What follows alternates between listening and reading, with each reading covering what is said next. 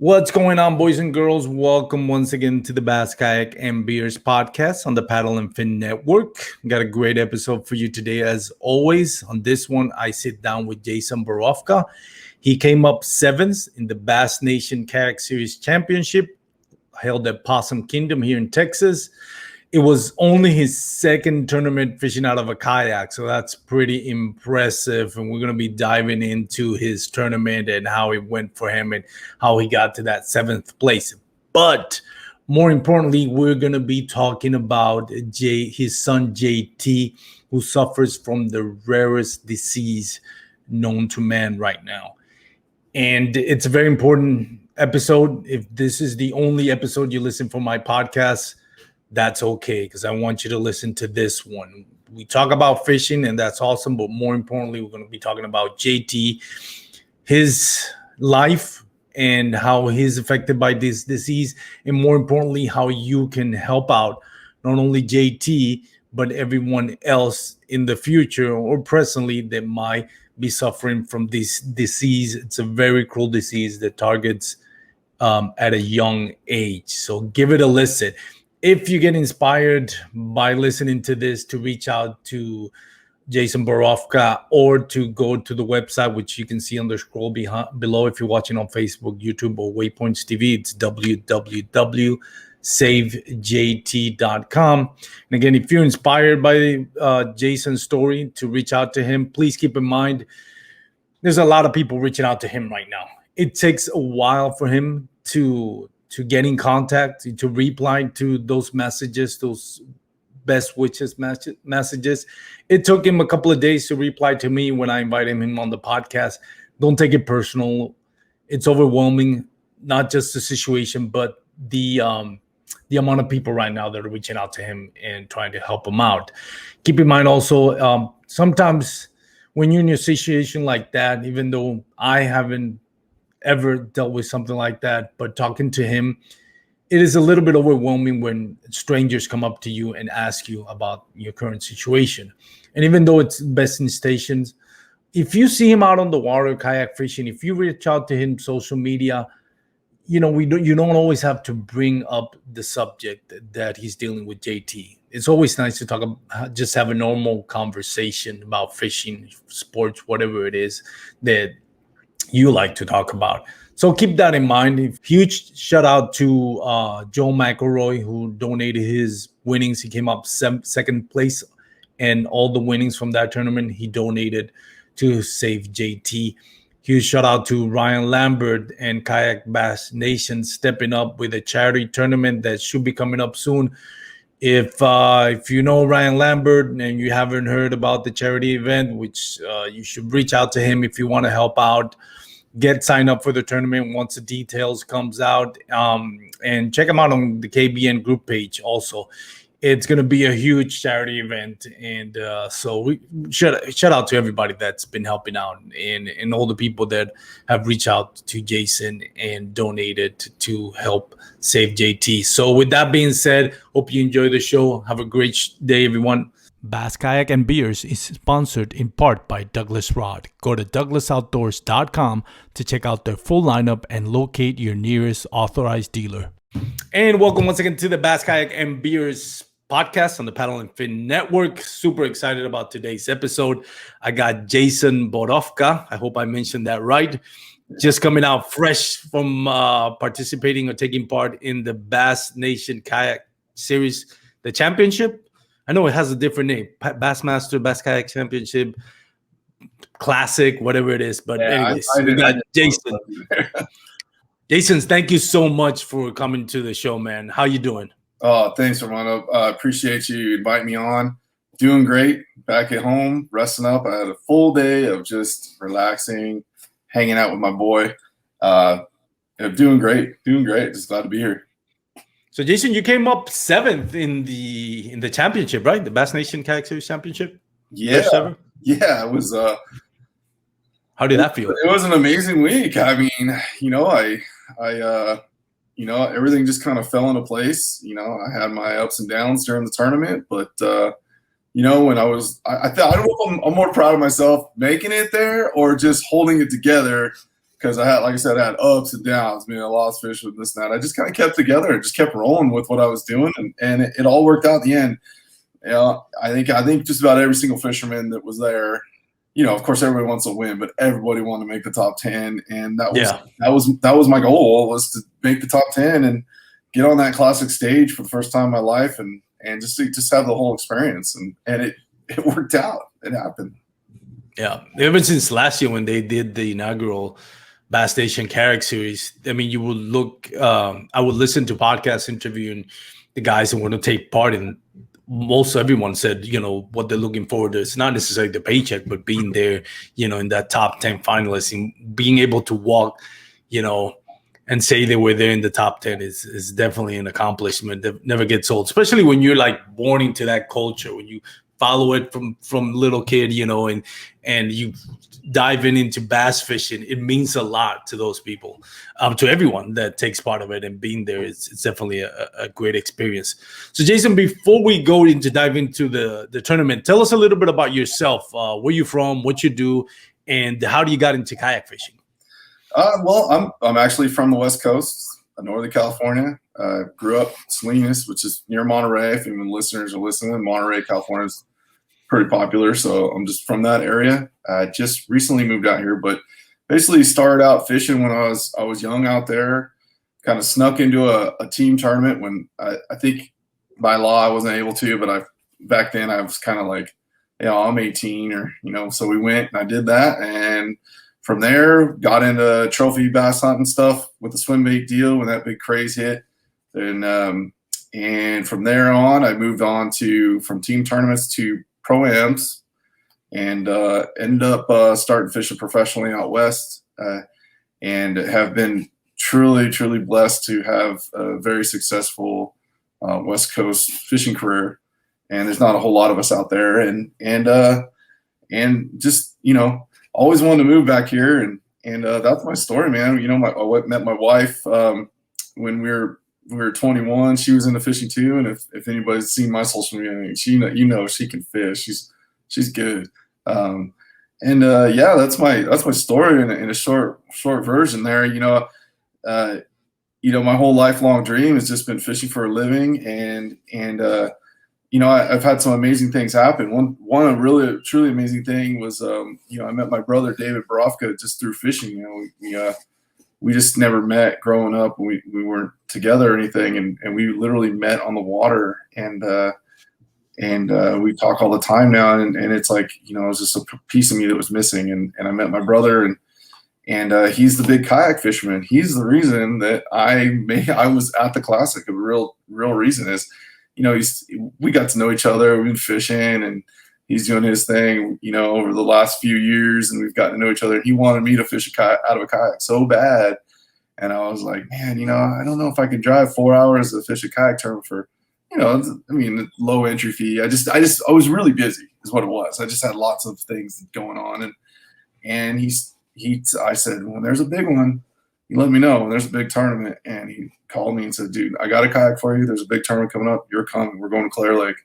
And it was the bass, the qualifier for the Classic. And I fished out of a bright yellow Hobie, and it was like I just remember seeing that thing. It was just a big banana. Thanks to Andy Rao, it was his wife's kayak. So it was like a giant banana. I was like, oh, cool, you know. And you know, went from there. I went there and had just an awesome time. You know, didn't fall out of the kayak. I learned how to paddle and practice, and learned how to mess around. Didn't have a trolling motor. That was another thing. You know, I got there, and I literally I got to the launch ramp, and I'm looking at all these guys, and I'm like, whoa, what did I get myself into? These kayak fish were serious. I looked at my brothers like, all these guys got trolling motors, dude. What do we do? You know? So I went out there and got into it, and, you know, just had I know Clear Lake very well, and I had a successful pre-fish, and I caught a couple really nice fish. One was 10-pounder in the tournament, and, you know, I found a way to make it, and I think I ended up in the top 10. I don't know if it's 4th or 5th. I think I made it, and yeah. So from that point, I wasn't here in Texas. Now, listeners are probably like, "Where are you at now?" I live in the DFW area, just east of Dallas. We moved here for other reasons we'll talk about later for my son, and we've always dreamed of moving to out here and fish. But I at that point when I qualified for that tournament, I had no plans of moving here, but we ended up moving over here, and then it was scheduled for Louisville Lake, right? Mm-hmm. I did tons of homework on there, tons and tons of homework on that, and then and then I didn't even pay attention to the emails. I didn't even know they switched it. One of the guys told me, "Hey, they switched it to Possum Kingdom," and I was like, "Oh no!" So I was able to get out before the off limits practice, which was pretty much pointless because we had all this rain. It changed a lot. Yeah, but back to how I got into kayak fishing. It was my brother that got me here. If it wasn't for him, I wouldn't have gotten a kayak. I wouldn't have been able to experience that. I wouldn't have been able to meet all these amazing people. And now I've made some really good friends, some call my best friends, like amazing people. And seeing the kayak world from just, I've always been a boater and, I just don't know anything about it. And now when you're in a kayak, now I have a lot more, tons of respect for kayak fishermen. I just can rave about the whole industry of kayak fishing. You guys got it going on, man. You guys, it's almost like old school bass boats. I'm not saying the bass boat guys are bad or anything, but it's getting pretty wild out there. And, I think kayak fishermen have a lot of respect for each other. They're just down to earth people. And I'm proud to be part of it. So that's how I got carried away there, but that's where I'm at now. Yeah, it's a rabbit hole when we go down between the rivalry between bass boats and kayak fishing. Yeah, it's a lot of good blood and a lot of bad blood. Yeah, I'm gonna say that here, but I have said many times, you have a career as a politician, though. I can see. A couple of things I got from telling you your story is, one, you were underage sneaking in at bass tournaments instead of buying beer. Props to you, my man. I don't know if I would have. You're a better man than most of us. Although I imagine you did use that fake ID for some, Oh yeah. But we'll leave that. Oh yeah. And second of all, this was only your second kayak fishing tournament, the championship.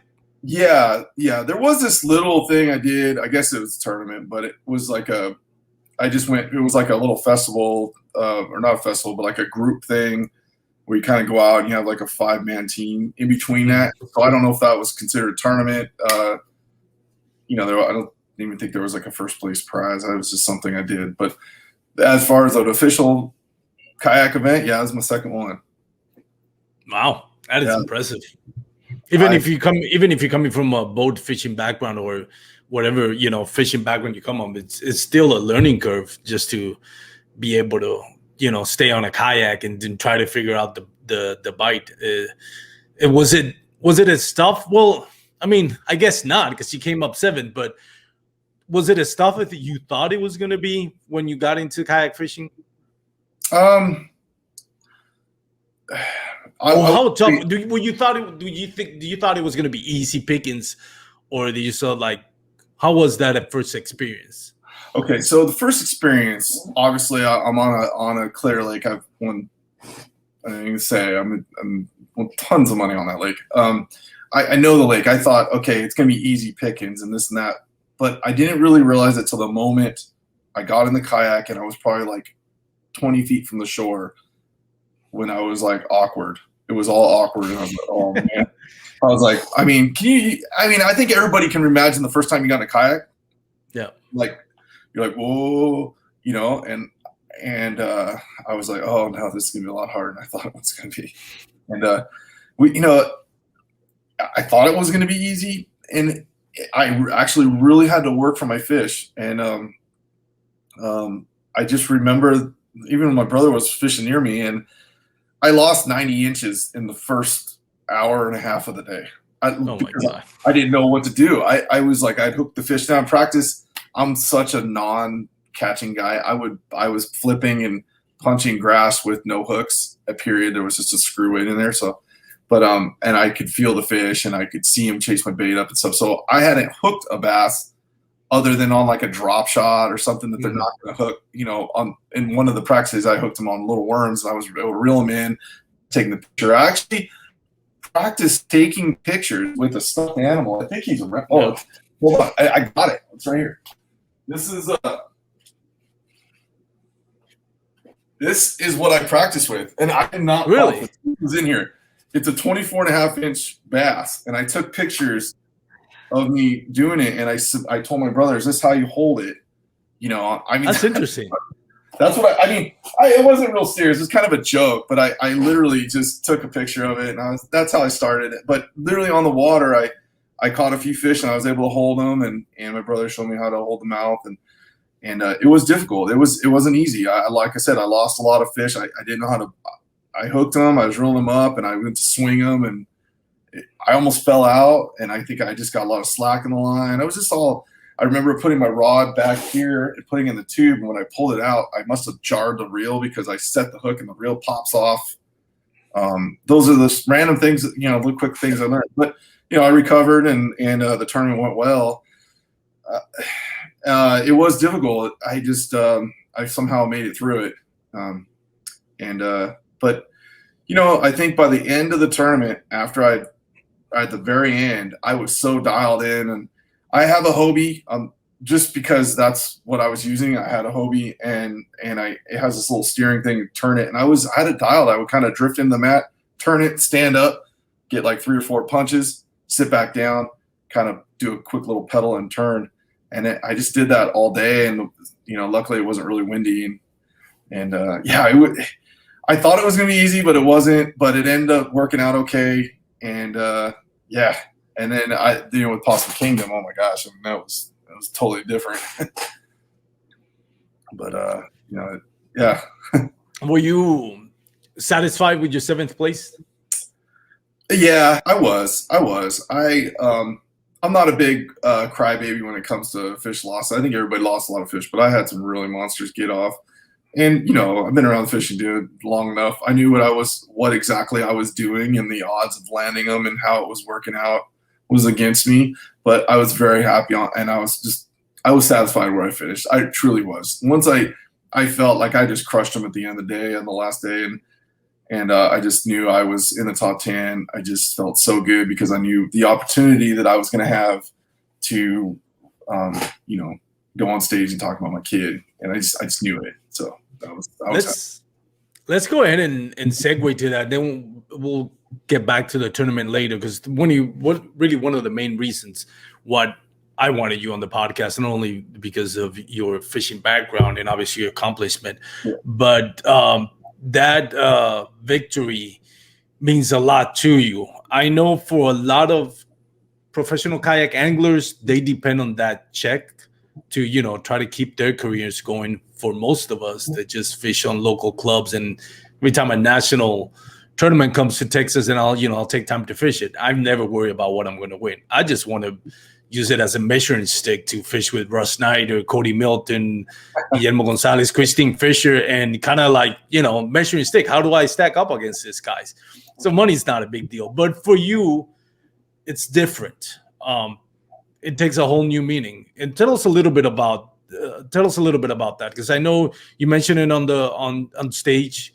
You talked about JT, which is your son. Tell us a little bit about JT and the conditions that he's facing, and how hard it has been for you to deal with this and balance your life around what fishing and all that. Yeah, it's so I guess start with getting on the stage. You guys, but now you're seeing the Save JT going across the bottom of the screen. Yep. And I want you guys, you can pick up your phones and look at it, or look at it later. But my son has the rarest disease in the entire world.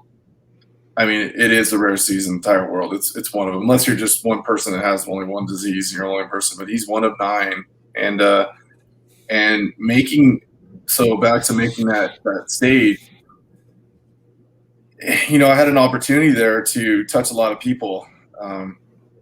I knew what I was going to do.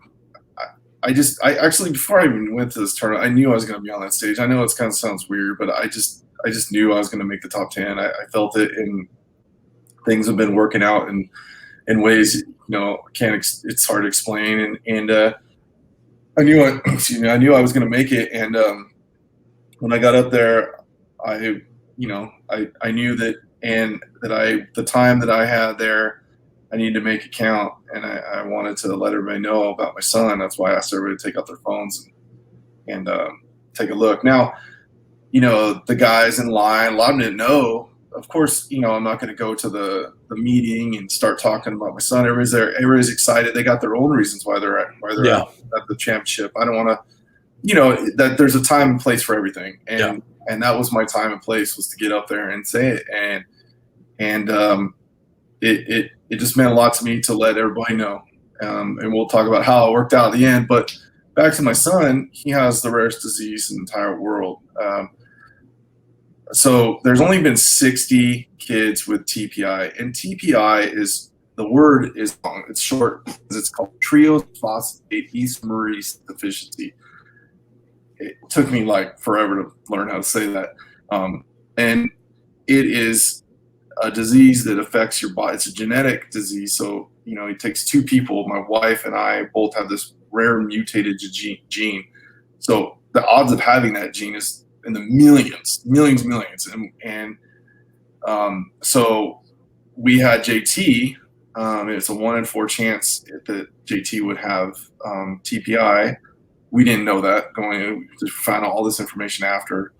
JT has TPI. So when he was born, there was no sign of anything. It was nothing. We didn't know. He's our first and only kid. And we went to his pediatrician. I think it was 3-month checkup, and she said, "Man, he looks a little pale. Let's check his iron level." And one thing led to another. She goes, "Hey, he's low in iron, and I want to. It doesn't look that good. I want you to see a specialist." And they're connected with Stanford already. They're a branch of Stanford. So Stanford was 2 hours away from us. We had an appointment to go up to Stanford. We took him up there, and they ran a test on him, and it was to check his hemoglobin level, which is your cells. Anyways, it was like they just basically, we were waiting on the test, and he was pale, and he was kind of out of it a little bit. When I say things happen for a reason, this just so happened that the number one hematologist doctor in the world. Now, if you're listening, a hematologist doctor. If you drop the name Bertel Glader, odds are your hematologist read the books in school. He just so happened to be there, and he walked in with an entourage of students from Stanford, and basically he happened to take his case, and so at this point he's like, "Hey, it's nothing." Now we're moving into he still has low hemoglobin level, and we get called back, and we go back for another appointment, and the doctor goes, "Something's wrong. I've never seen anything like this. Something's up. I need to have it. I need to get permission to have this go through the brand new genetic panel test that's available. And I'll push for it. Insurance didn't cover it." And we're like, "I'll spend whatever just to find out." And he's like, "No, I know that I got a call." So he called, got it done. It was March 5th. Now, my son was born on September 13th. It was March 4th. We had an appointment to meet up with them. That was when they were getting the answers, because they had to run all the tests. And we came back from an FLW at the time, FLW. We brought JT down there. We were all happy. We came back and we drove up there, and then it was a terrible day. I mean, they literally walked in, and this doctor said that your son we're at Stanford, and he's just like he's got just a couple years to live, and there's nothing. He just said, I'm sorry. I wish that it was cancer, because then there was something I could do. There's absolutely nothing. There's no research. There's nothing on it. And we were just like, what? And that was the beginning of it. I think we were so in shock. We made it home. I don't think we talked the whole time, but we went home. The whole time home, I was just trying not to think about it, trying to make it home safe. And we made it home, and we just sat around for like a week and cried about it. He got He had 3 to 5. They said max 5 years, 3 to 5 years, and that was it. And we sat around for a week or so, and I said, we both just decided, it's like, there's no way, we're not going down without a fight, man. There's no way. We got to fight this. We got to figure this out. If it's that rare, then no one studied it, and there has to be a cure for this thing. And that's how it started. And the fishing community, there's some kayakers. The fishing community was the first ones we touched. We were really blessed to have a large following already through fishing, and that's what kickstarted the Save JT thing going on the West and everywhere. It started to spread. So we decided to fight. We went back to Stanford. I asked all of a sudden the Stanford team. Stanford's so involved; they've never seen anything like this. So they've got their top people on us, and we had the best, and we still do. And they were just, it's a new disease, and it's new to them. It's never even been recorded this side of the Mississippi at that point. No one's ever had it. There's only been 60 cases, and you look back in the history of my son's disease, and it's like written literature. I mean, you can't even. There's nothing other than we know that the kids, all of them, never had the opportunity. They never got detected until they either passed or they're about to die, and that's when they figured out what they had. JT is one of the first. He's the first TPI patient to be detected of TPI before any of the major symptoms happen. They told us that we know at the age somewhere between 12 months and 22 months, something major was going to happen to him. And he was going to be breathing through a tube and eating through a tube. And that's exactly what happened to him. Even though we were able to, with the doctors, and I'll get to the lab, even though we were able to slow down the progression. The progression a little bit, slow down the progression, or to where he didn't have to have any kind of blood transfusions. We were able to do that with some stuff that came from the lab.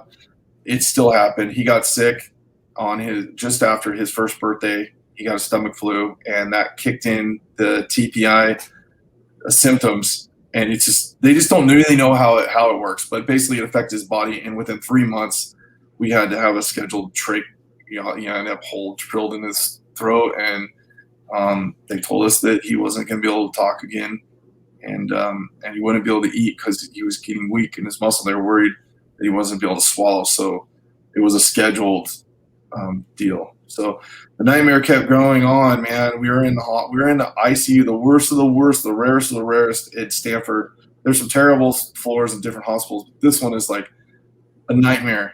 And we were in there for a month and a half straight, living in there. They were trying to help my son, and I can't even. I don't even. It was it was so scary. I mean, when you have other kids in the rooms next to you, you can hear what's going on, and kids are dying. It was a nightmare, and that's where we're at. But the positive thing is, the only TPI researcher in the entire world is in the U.S. We told Michael Palladino at the University of Pittsburgh, our Stanford team said, I asked them how much is it going to cost to get a private lab, and they estimated about $8 million. And I said, well, I got to come up with $8 million. This is it. And then we found Michael Palladino. He already had the lab. It's already been there. He's been studying it. JT, and this is before the trade. This is before the trade. So just to let you guys know, we had talked to him right after he got diagnosed. After we went home and cried for a week, we got a hold of this, and we started this before. We started the Save JT, and we had amazing fundraisers, and we've been funding this ever since. And I've been doing everything I can to bring JT's story to the national media, and it's worked out. He's been mentioned on Good Morning America. Inside Edition done a story on him. Been on a few documentaries, and things are going. And like this right here, this is another thing. This is another blessing. Like you having us on this podcast is another. I get to touch so many people, and we've had it going on, and so far we've had a lot of success. Just most recently, since November, he's been on a new compound, and I'm not really supposed to exactly say what it is. So, but basically it's something you can buy off the shelf, and they've discovered that works for TPI as far as stabilizing him. Now, JT, as of right now, his blood cells and everything are going back. His energy is going back up. His he doesn't need a blood transfusion. He's more active, and actually from the doctors and all his retake count, meaning his body's not creating more cells. He's not burning up cells as much now. So he is improving to the point to where he's stabilized now. And back in November and December, he could barely move like his fingers to grab something, and now he's reaching around. So I feel, and we feel, that we hit the bottom and we're moving back up. Now there's a lot of research to be done, a lot of stuff, but the doctors at first said that he's going to be paralyzed. He'll never be able to recover. And now they're saying, well, his lungs are still, muscles are still working, things are still working. He can recover. And if you guys have a chance and you go and watch the videos and watch the doctors talk, they absolutely believe now that there's a cure. It just hasn't been studied to this point. We've already spent tons of money, and the lab is going. And the more attention on this school and more attention we get, it's going to be just even better for JT. But I'll tell you what, watching this happen to anybody is terrible. But if it's your kid, it's like a nightmare. It never goes away, and it's just constantly, you just feel for him so bad. When he was getting tested, he would come home and his arms are like bruised, black and blue from just getting poked, and it's just nonstop, man. It was just, and it's still not as bad as it was, but the struggles that he has to deal with in a day in, day out is, man. I mean, it's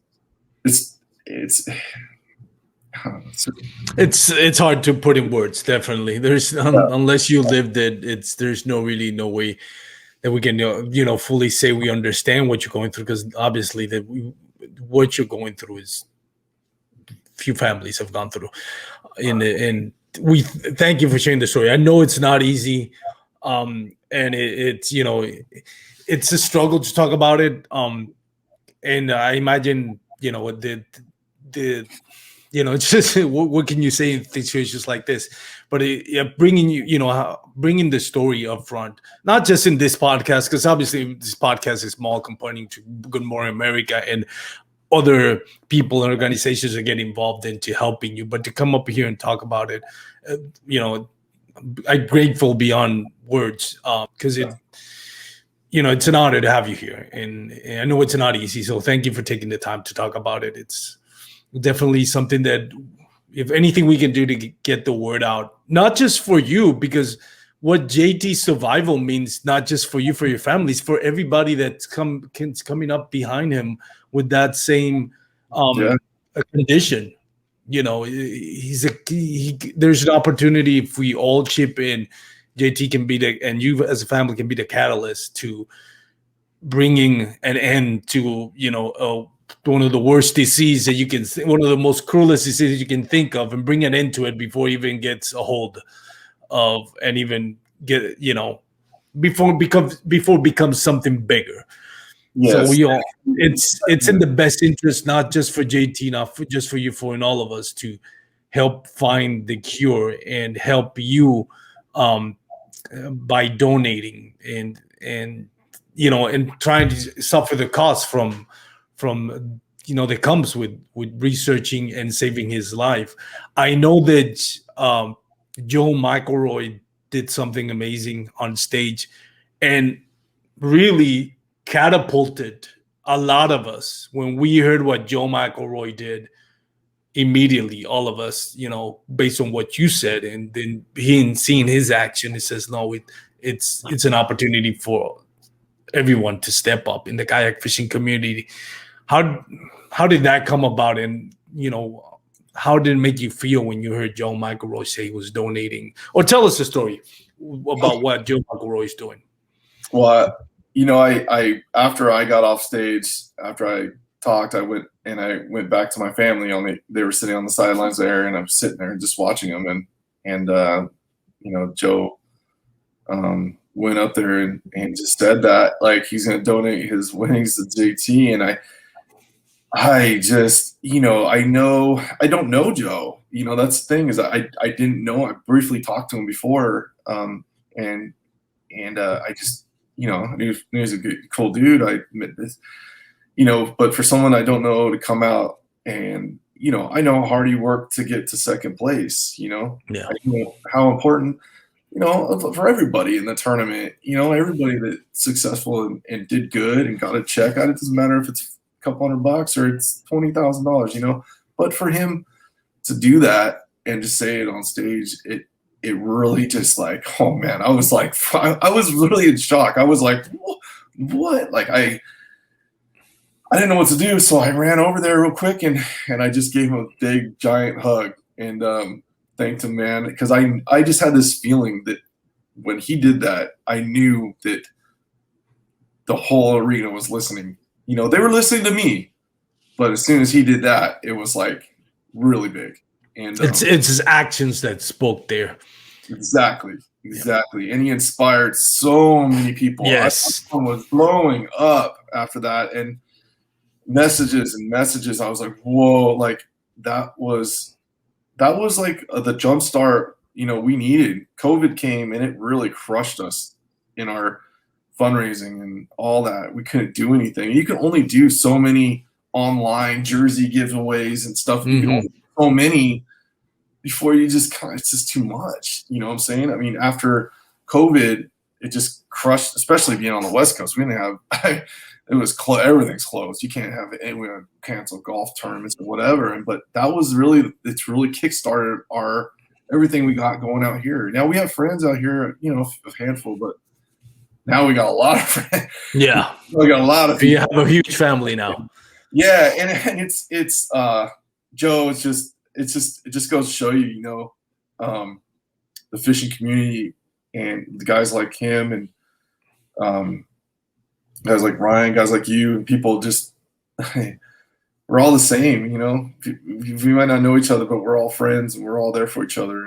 And it's I'm happy to be part of this. And man, that guy is like, I seen him at the Classic game, give him a big old hug. And I was like, dude, he was walking around doing his thing, but man, that was amazing moment. It was a special moment. Not only was it a special tournament, it was like, yes, it's kayak history, in a way, the first Classic. But then all that happens, and then it happens, and it helps my son. It's pretty cool. And speaking of great deeds, it's worth mentioning. Ryan Lambert is also organizing a tournament, a charity tournament, and all proceeds are going to go to Save JT.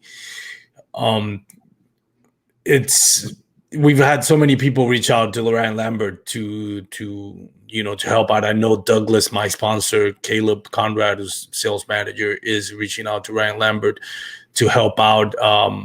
I've heard rumors Mike Iaconelli is going to be involved. Even Joe McElroy, I think he's donating some other things. So can't remember all of it. And there's a hunting guide expedition so. When you see that, I mean, and again, shout out to Ryan Lambert. If anybody out there is listening and wants to donate for the charity tournament, contact Ryan Lambert via Instagram, social media, or go to the KBN group page, and just send him a message, shoot him a message, social media, and let him know what way you can help out the tournament. If not, obviously www.savejt.com, and it'll take you to the links where you can also donate. But again, shout out to Ryan Lambert for what he's doing. It's definitely worth mentioning, putting in the effort, and everybody that's contributing to that tournament that he's organizing and KBN is organizing. How does that make you feel, knowing that so many people now want to be a part of Saving JT? Yeah, like I was I was talking to Ryan. I'm gonna get emotional about it, but I was talking to Ryan yesterday. I was trying my best to like just hold it together. He's telling me all this stuff. I'm like, what? Whoa, man. I mean, it makes me feel like I don't know if you've ever felt like you're just like extremely loved, or so many people are like want to help your kid. Man, it's overwhelming. I'll tell you that. And when he started telling me some of the stuff, and then he's like, I was like, dude, and he's like, it's okay, Jay. Well, I got this, man. We're gonna knock it out of the park. And then he's telling me all that. I'm like, I just couldn't believe it. I like literally came in the house and I was trying to explain it to my wife, and I just, it's still hitting me. Like right now, it's like when you're telling me, it's hitting me even more now. And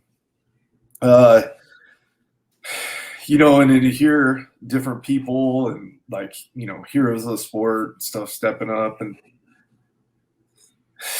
man, shout out to Ryan and everybody else. I know he's got that's helping him out. I mean, it's really special for us. It's gonna help my son. It's he's gonna make it, and it wouldn't be if it wasn't for guys like that. It's like. Once again, you can go to www.savejt.com to help out and get all the information. I know that for you, fishing is not a pastime. It's a way to provide for your money. And I want to make that clear because I know there are people with good hearts that want to know, hey, where's my money going? Fishing is an expensive sport, but this is not a hobby. This is not a sport. This is a way of life for you. It's a way to provide you. Yes. Being in the stage like this helps you create awareness for it. Yes. So people know, when we talk about the funds that are going, what is it going to cover, and where do people know? How can people know where the money is going? And again, it's not that I'm putting any doubt on it, but I want to make sure that people that are listening and maybe haven't had this conversation you and I had before we started recording and don't know all the details. I want for them to know, to make sure so they can be a peace of mind. What is they're donating for? So let's run us a little bit about what is that money going to. So the money is going to, so the TPI lab is at the University of Pittsburgh. As of right now, it's a privately funded operation. And now the Michael Palladino works for the university. He handpicked this rare disease to study. He has students come in to help him just study the disease, trying to find a cure for it. They've already been doing it for JT. So the TPI lab is there. He has help. He had hired one other person. Now we've funded this. Now they've got more help in there, meaning scientists, not just they're like chemists that get to work in the lab. And it's probably private information, but let's just say they don't get paid as much. He gets paid from the school to work. Mm-hmm. The money doesn't go just pay his pocket. He's already paid from the school.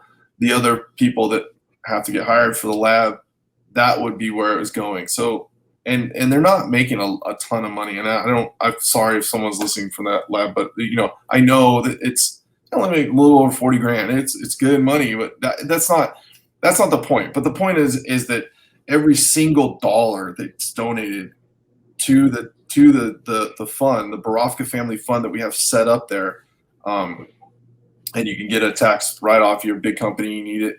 It's all there, EIN number, but it all is funneled right to that lab only. None of the money gets spread out anywhere. And I am notified by email every time someone donates directly to the lab. Now, I just spoke with our website designer because we need to update we have a new, easier link, and I'm going to give it to you at the end so you can share it with your podcast here. An easier link. It's just easier process if someone wanted to directly donate to the lab instead of, GoFundMe or whatever. The GoFundMe thing is set up. A lot of people don't know, they're scared to donate to the lab, so they just comfortable with GoFundMe. So basically what happens is GoFundMe, we get the money and then we have to condense it into a bank account and then we have to send it to the lab, TPI lab itself. But every bit of that money that is donated to the lab goes directly to little things. Like they have a box of just test tubes. Normally what they would have to do is they'd have to send in an order, and it takes a while to get approved. But when they have a bank account, they just go, boom, order it, it's there. There's no holdup at all, anything. I have a few videos on my social media that show the inside of it. We went toured the lab. I mean, I wasn't going to go, we flew JT over there, and I was not going to fund this and try to send $1 million to this place without actually seeing it in person. And we went there. They gave us an amazing tour. The local media met us at the airport, followed us around, and the university. It was awesome. But back to that, yes, all the money's going there. It's all being used. And I can go back and I can track and see what's been bought, everything. It's not like it's just going into some university and then they just, it's not like that. It's set up just for that. And Stacy McAllister is in charge she's kind of helping us out. So if anybody does have any questions, and you should go to savejg.com, there's be a link there, and there'll be a phone number. You can call Stacy anytime. Now, sorry, Stacy, it was public, but she's going on maternity leave in August, so there'll be someone else. But right now, she's still got the phone, and anyone could call if they have any questions about anything they donated. But just for instance, like Christine Fisher, she just got hold of me today. She said, I was totally moved. I'm donating my $500 that I made at the tournament, and I texted her the link and everything, and I told her if you have any questions, give her a call. I wanted to ask you, going back to how we segue into this. I was mentioning that for some of us fishing at a national tournament, it's just kind of measuring stick. We're not really worried about what we're going to get. For professional kayak anglers, they depend on that to keep their careers going.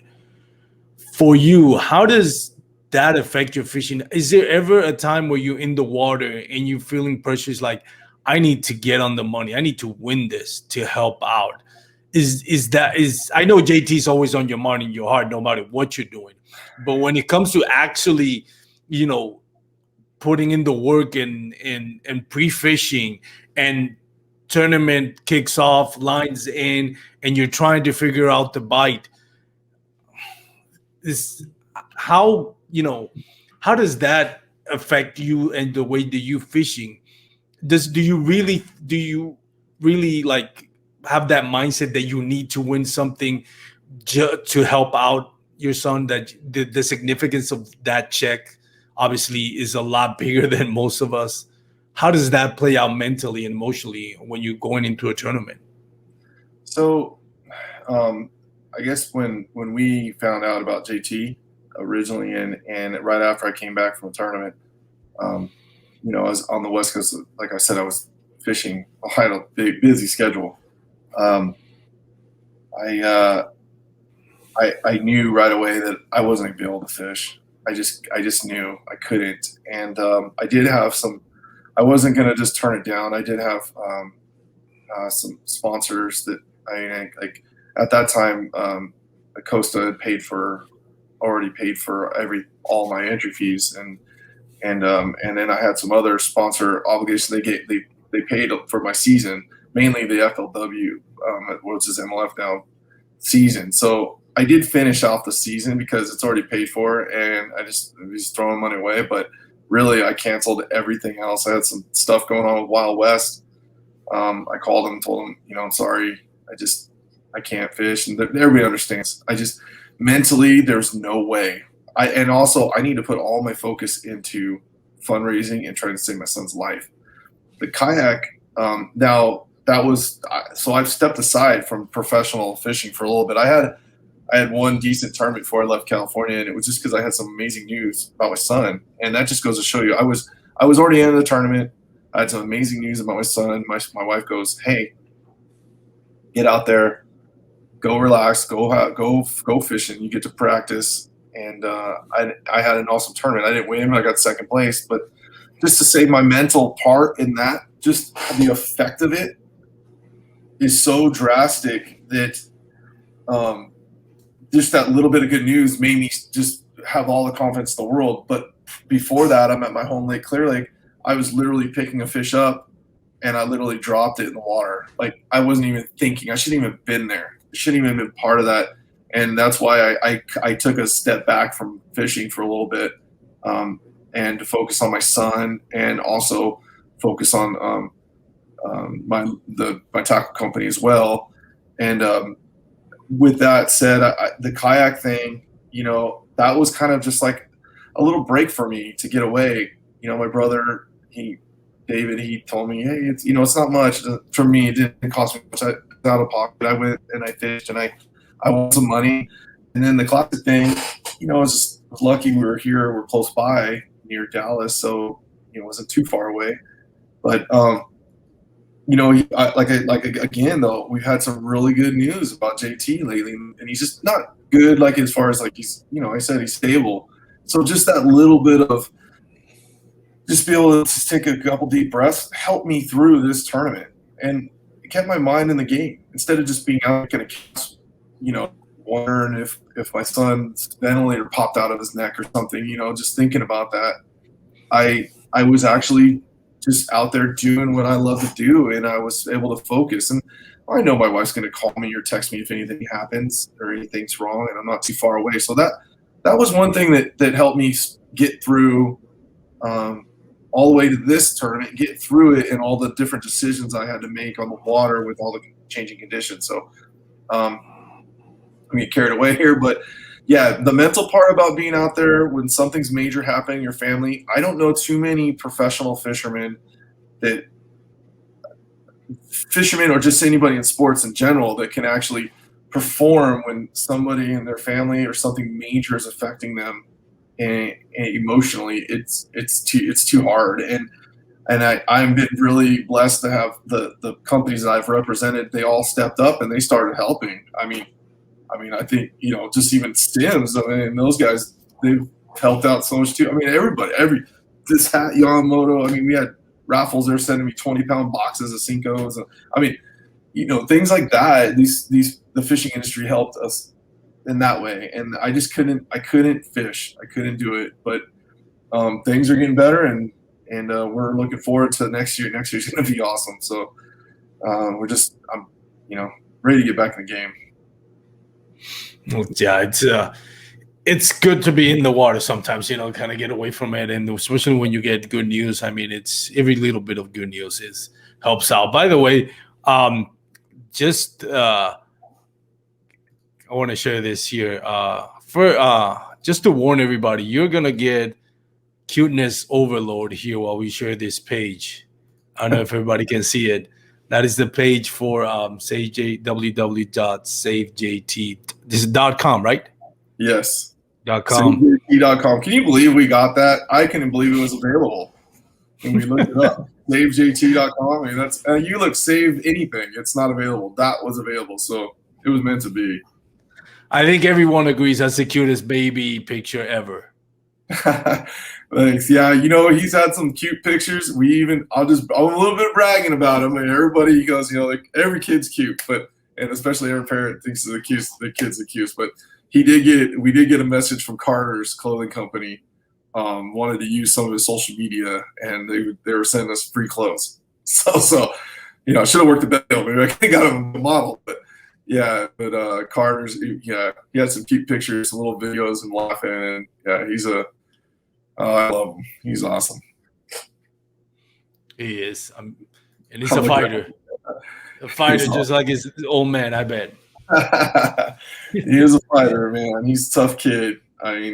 He's tough, and he would just be blown away at how positive he has such a positive attitude with all the stuff he's got to go through every day in and day out. His day starts out, he wakes up in the morning, he has to, he's a little stiff because his muscle's stiff. So he has to stretch out. It's a little difficult sometimes. And he stretches out, and then he starts getting his treatments. He has like a lung treatment. He has to sit on this liquid and a pump stuff into him. And then he has this cough assist machine that sucks air in and out of your lungs. It's very uncomfortable. He finally stopped crying for the first 4 months straight. It was terrifying, and I had to do it to him twice a day. And it was a nightmare. No one wants to see their kid terrified. But now he's getting used to it. He goes through that, has to get his trach cleaned out. We have to go through all that. We have amazing we have nurse care, and it's provided by the state too. And it's really helped us out a lot, especially here in Texas. You guys have the best healthcare system. I mean, I thought California had it was good. And nothing not knocking on the doctors in California. I'm not talking about just the healthcare system alone here is amazing for kids like my son, extreme situations like my kid. And we have an amazing nurse that's here to help us. Not only does she just watch everything, it just makes us feel comfortable. I can leave the room, but JT has to be 24-hour surveillance. So my wife and I, we can't sleep in the same bedroom. One of us has to sleep, and we switch out every night. She'll wake me up at sometimes 3 a.m, and I'll just go back in there and sleep because he wakes up, through the night. But his day starts out like that, goes all day long. He has 4 feeding times. You have to play with him. He has to move. He can't do much. We stand him up, make him try to walk. He gets physical therapy twice a week. It's full time. You got to make sure, and it's all because we're getting him back in motion. And when this cure comes, it's close. We're getting close. They just got a lot more testing to do. When it comes, he's going to get it. And I just keep praying that it's going to be one of these. I know it is. I believe it. It's going to be one of these deals where you see somebody that's crippled or can't walk, and then next thing you know, they're working out. And the next thing you know, they're running down the street, and it was like that thing you see on TV all the time.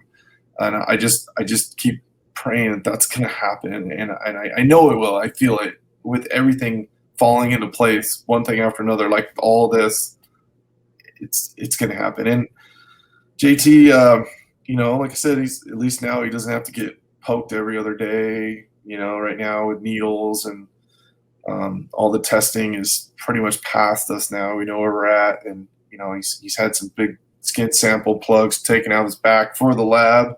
It was just terrible to watch your kid go through that, and there's nothing you can do. They're just looking at you, and they're scared, and there's just nothing you can do about it. But now he's starting to grow up. He's getting a little bit bigger. He's going to be 3 years old here in September, and then there's a lot of different stuff that he has to go through. Not just that, but he's been kept in a bubble his whole life. He has a compromised immune system. His immune system is low. It's just we just don't want him to catch a major illness. The COVID thing was for kids wasn't that big of a deal, but more important was a flu. Like if he got the flu, so I have to be very careful. We have to sanitize. We do the best we can, but you gotta live too. And in our situation, you have to live. So we've been to Bass Pro Shops with. He's got to go out.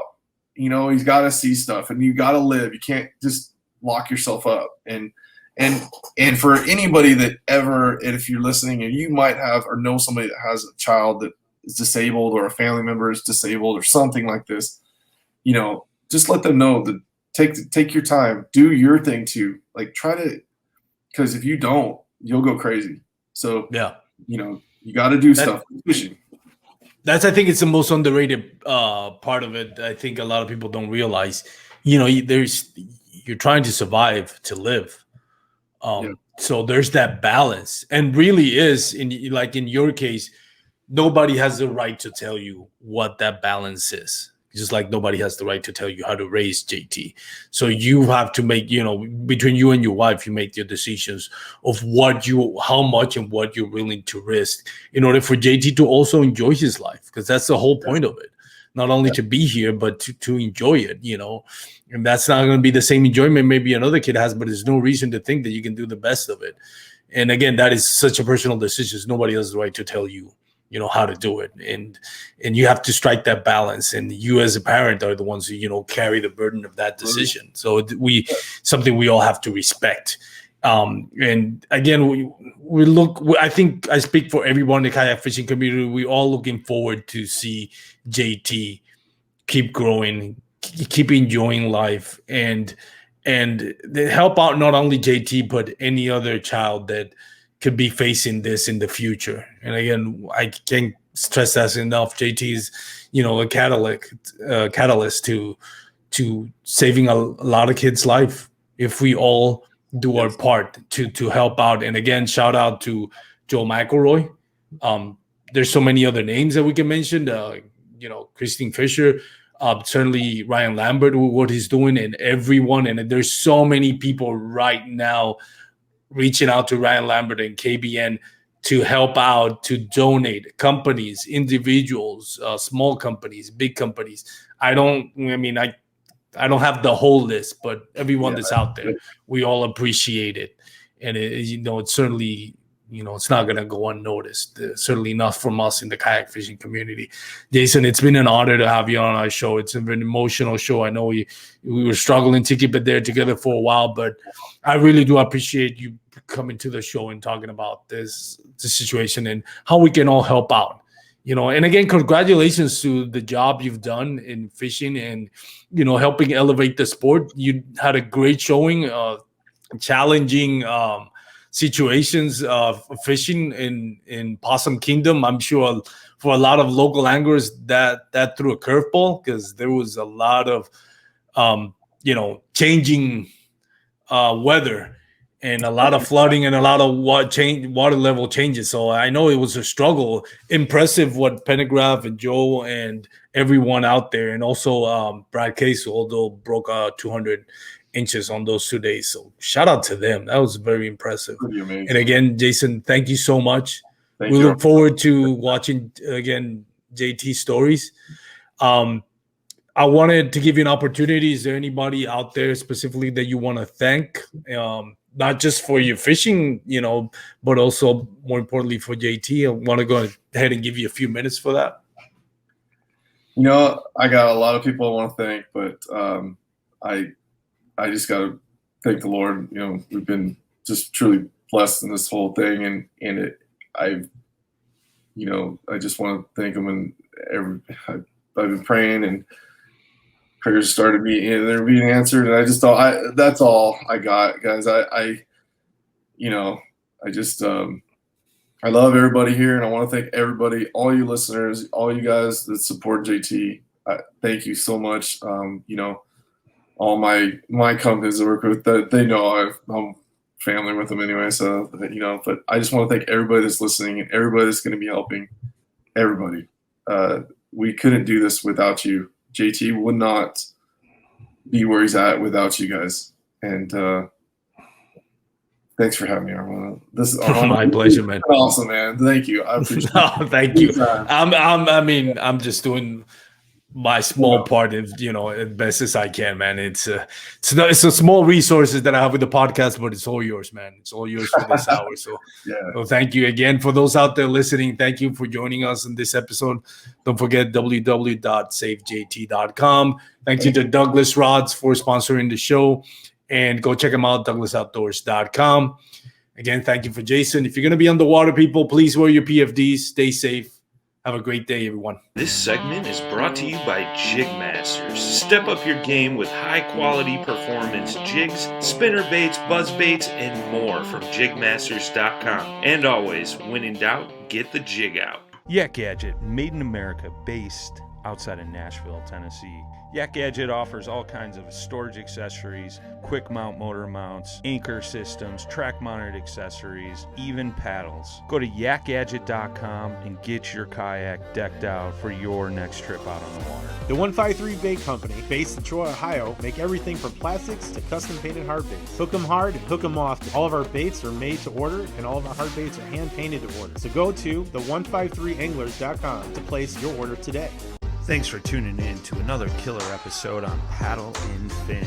Don't forget to go check out our website at paddle_and_fin.com. Don't forget to check out the YouTube channel at Paddle and Fin. If you got a question, comment, want to hear from a future guest on a future episode, feel free to email us at paddle_and_fin@gmail.com. Don't forget to follow us on social media at Paddle and Fin on Facebook and Instagram. Shout out to our show supporters, Angler. The Angler button and app just makes for a better time on the water and creates a virtual logbook for every fishing outing out on the water. Shout out to Rocktown Adventures, located in Northern Illinois, for all your kayaking, camping, and hiking needs. Shout out to Jig Masters Jigs. When in doubt, get the jig out. Go to jigmasters.com